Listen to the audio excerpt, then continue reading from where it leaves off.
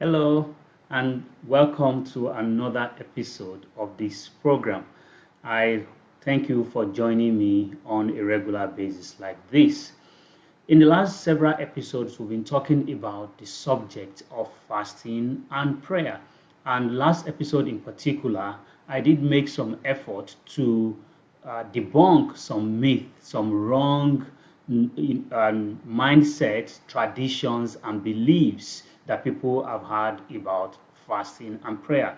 And I sincerely hope that that was a blessing to you. Of course, if you have more myths, questions, uncertainties that you want me to help you clarify, please send it to me by email info@tenet.tv. So today I continue in this same subject by looking at what I call the mechanics of fasting. I want to look at some details of what happened or what should ideally happen before, during, and after fasting. So let's read our anchor scripture that we've been using for several episodes now, Isaiah chapter 58. I will only read verse 7 and 8.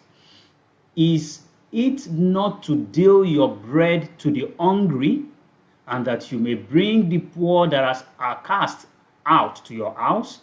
When you see the naked, that you should cover him, and that you should hide yourself, you should not hide yourself from your own flesh, that is your own relatives.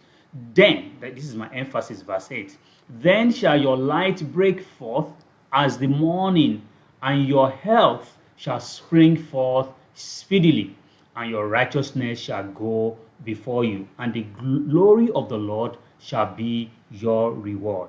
My emphasis is verse 8, where he's talking about, our health springing forth. So here, the Lord is promising us that if you fast, your health is actually going to get better. Unfortunately, not many of us can claim truly that we have experienced better health from fasting. But we know that God does not lie. So if there is any mistake, if there is any gap, then it must be with us. And that's why I want to take you through this short exhortation about the mechanics, the details of what should happen before, during, and after fasting. So let's look at it. Before fasting, what should you do? You need to be mentally ready for what you are going into. In the last episode, I talked about people who are afraid, who say, oh, if I fast, I'm going to die. Or they wonder, how do you guys do it? I just can't do it. I can't play with my belly. Fasting is a discipline. And fasting is a science, as you will see from this particular episode. So you need to be psychologically, mentally prepared for what you are going into, especially if you want to do something that is a little bit extended, some number of days without real food. You want to be sure that you are mentally prepared. You want to be sure of what are the sacrifices. Sometimes people cut their fasting short because they didn't go through this route. I mean, you want to be sure that, look, there will not be food in my body for a while, and my brain will complain, my joints will complain. But some of these pains are actually result of detoxification that is happening, because the body is used to just a lot of food coming in, but now there is no food, and the body is actually taking that time to take a break and to process it. So you need to be careful that you are mentally prepared for this. Of course, I always say, if you want to go on a long fast, make sure that you involve your doctor. Speak to your doctor, ensure that the kind of commitment you want to give, your body is able to take it. That's another kind of preparation. Okay, so if you want to go on a long fast, or even any fast for that matter, you should reduce the kind of food, the amount of food you are going to eat prior to the time when the fasting is going to start. This is different from this is contrary to popular opinion. Most people think if I'm going to fast, what I need to do is deck myself, eat so that I can have some extra resources that will carry me on.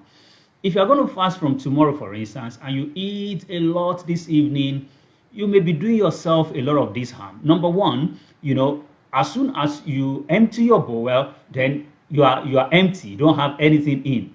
But if you have trained, and your body will move from being full to totally being empty.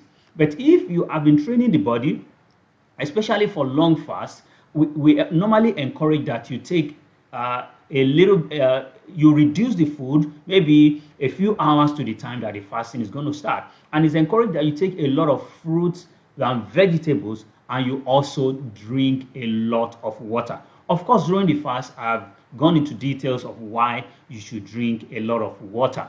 Okay, so when you start with, reducing the amount of food or reducing heavy food, heavy carb food, just take fruit, vegetable, you are preparing the body. And these vegetable and fruit are a lot easier to digest. So the body is already getting, it's like an aeroplane. An aeroplane doesn't just start with, a turbo engine. Boom. It starts to, first of all move, I think they call it taxiing, and then increase the speed, and then it goes into the atmosphere. So that is how you should do. Otherwise, you will be giving your body a lot of shock.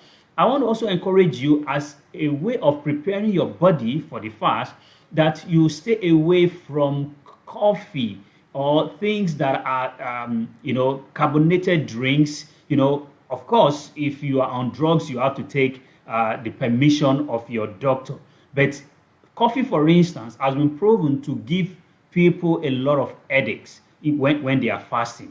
It's more or less like some sort of withdrawal symptom. So you want to do away with that. I've spoken about drinking a lot of water because it has a lot of advantage in terms of detoxifying the body. I've spoken a lot about why this is so important. Now, during the fast itself, I dedicated a whole episode of this program to talk about what exactly should happen during the fast. So I'm not going to spend too much time talking about that today, but suffice it to mention that fasting is not just a physical exercise, it's a spiritual exercise. So if you are doing away from food and other pleasures, drinks, and all of those, you want to make sure that you channel that energy, channel that time to ensure that you are praying. So the summary of it, of what you should do during fasting, without necessarily going into details, if you miss it, I encourage you to check the episode titled Do's and Don'ts of Fasting. I went into a lot of details to talk about your schedule. Number one, have a scheduled time that you pray. Spend a lot of time praying. You don't want to go into hunger strike instead of fasting. A lot of time for praying, a lot of time for the word, a lot of time for rest, a lot of time for introspection and asking God to speak to you. And of course, you want to be resolute. You want to be disciplined.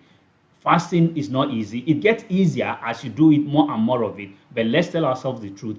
It's not an easy task. It's only with knowledge like this that it becomes a lot easier. So my emphasis today is more on what you should do after. So let's talk about how you break your fast.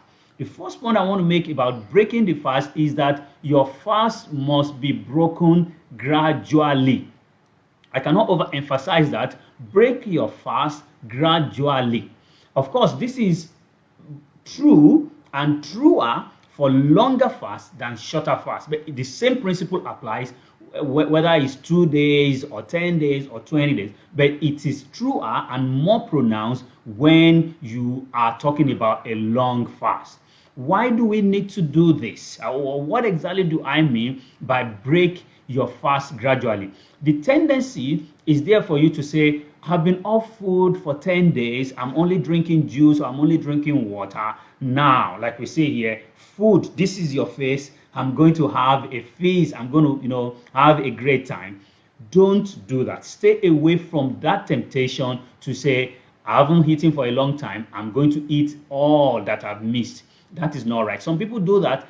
When they are fasting, they actually eat more than when they are not fasting. It's not good because, for many, many reasons.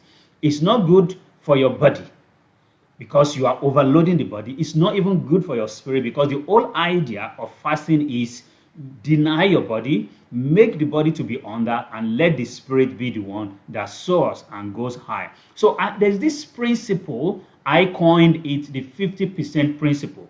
And what do I mean by that? If you are fasting, you've been fasting for like 10 days, it is advised that you take half the amount of the fast before you get into regular diet again.